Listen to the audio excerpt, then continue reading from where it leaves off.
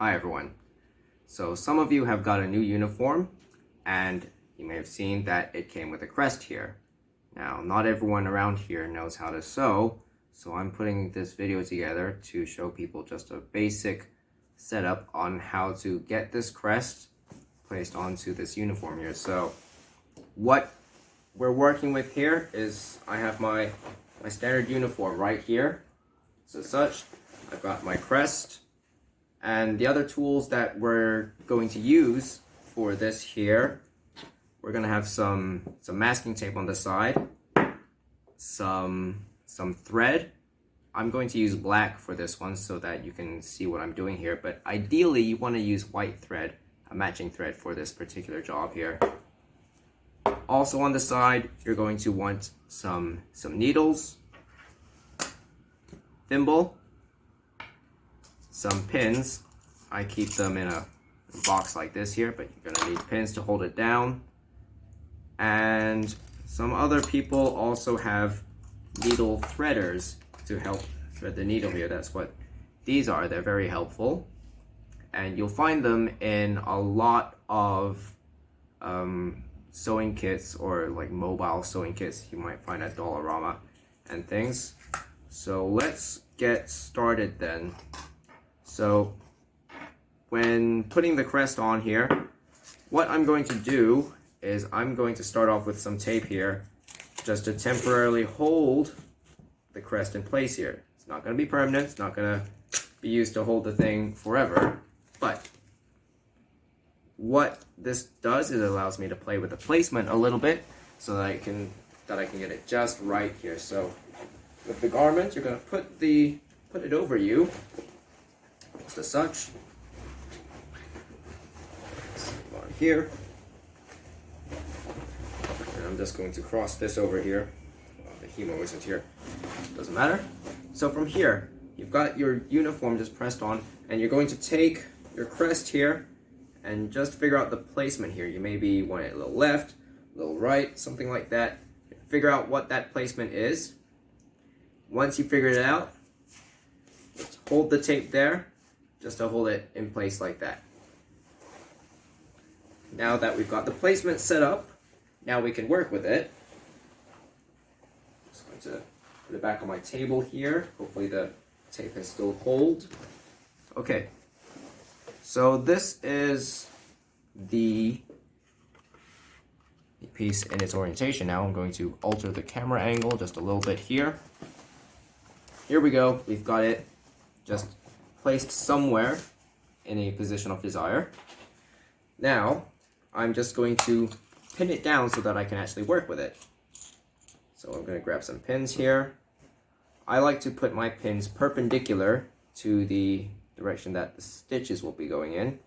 So I'm just going to go like this here. I only need two pins at first, just so that I can get the positioning in. After that, I can remove the masking tape and then continue with my work now. So the masking tape is just there, just to hold it temporarily while I figure out placement. And we can throw this out afterwards. So toss that there. Now I'm just going to continue pinning here, just so that I get full coverage on this here. So I'm just going to put another one right here. Another one right here. So I think quarters is just fine. 4 pins should be enough here. It's a small job, so it doesn't need too much here. Okay, so next here, we're gonna do some stitching here. Let me just get my needle out. So I'm just going to pick a short needle here, get some thread here. Now, when doing this, I like to cut the thread at a 45-degree angle. It makes it go through the needle a lot more easily. If you cut the thread perpendicular or at a right angle, I find the edges get frayed and it becomes a lot harder to thread it through the needle. So if I cut it at an angle like this here, I get a slightly sharper edge, and then it allows me to to thread the needle more easily. As such here. Oh, this is a very small needle here. Now, I'm not doing this too well here, so I might need to moisten the edge here just to make it come through a bit more.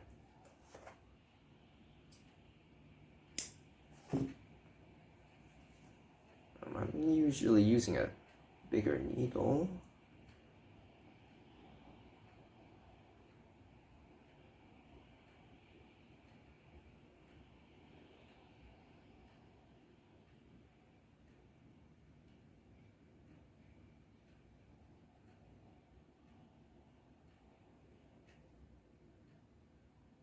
So, okay.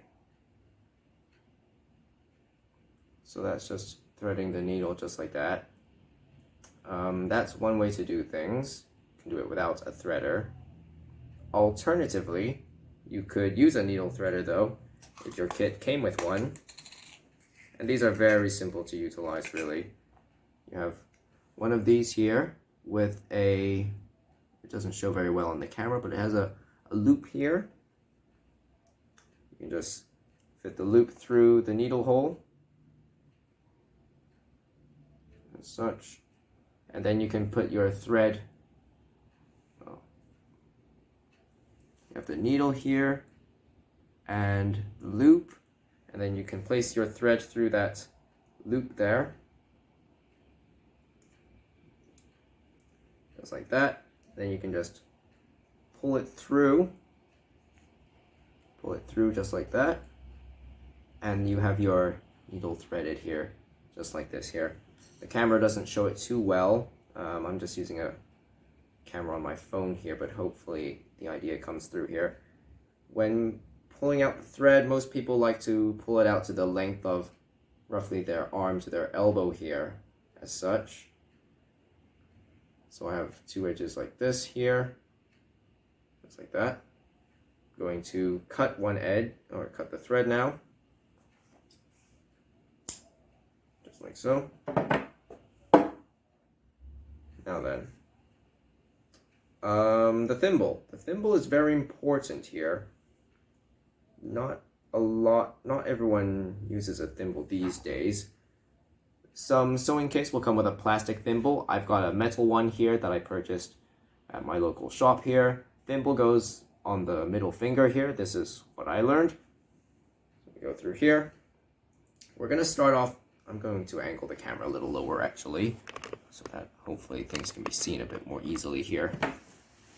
So we're going to start off the stitch with a tack. What I like to do is start the stitch underneath the patch itself so that the initial tack doesn't show. This is similar to when people do a button, they put the initial stitch under the button itself here. I'm just going to go through once, and then, to do this, the thimble sitting on my middle finger pushes on the back of the needle as I go through. I'll demonstrate that once again actually. So here's the needle, and then my thimble with the finger just on the side here. Come through.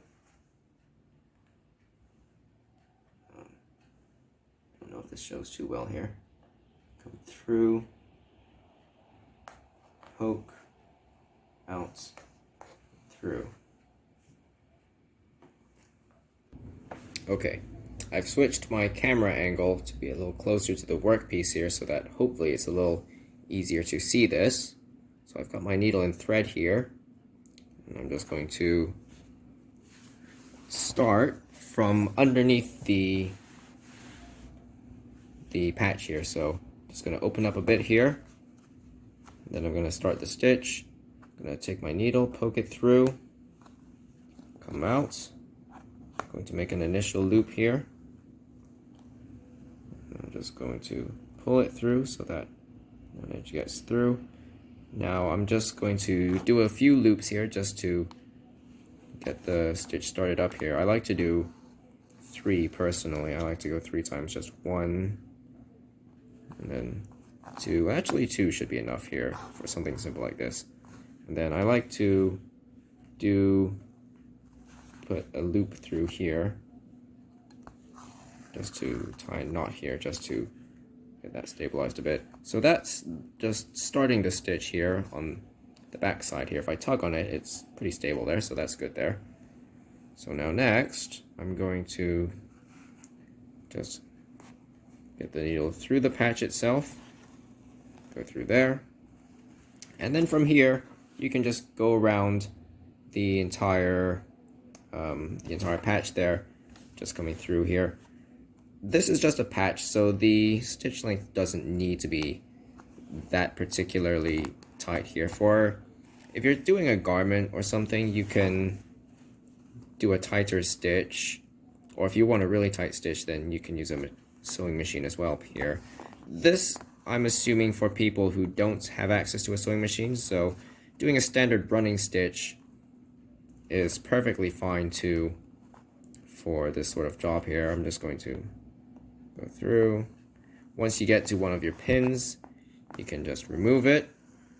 So I'm just going to take that out and put it in my box on the side. And then I can just keep going through. Again, you would normally use a white thread for this so that it doesn't show. But this here, I'm just doing a simple running stitch just to illustrate how it goes through, just like that.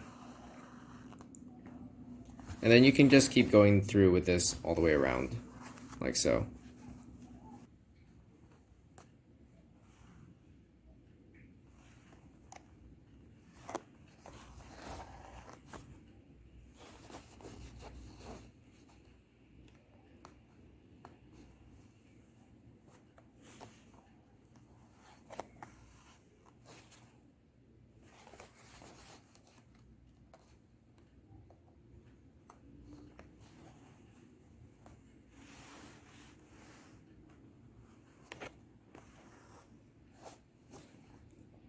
Now, once you reach the end of the stitch here and you've gone all the way around here, what you can do is you can poke one stitch through the patch once again, and then do some tacking here, some stitches here to close it off here.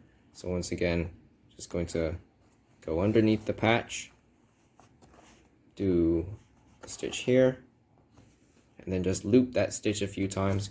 1, I like to do, I think 2 is fine. For the final one, sometimes I like to do 3 here.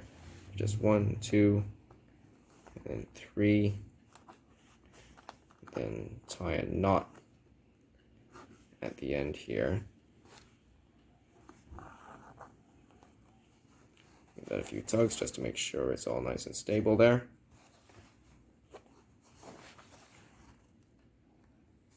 Cut off the excess thread at this point here.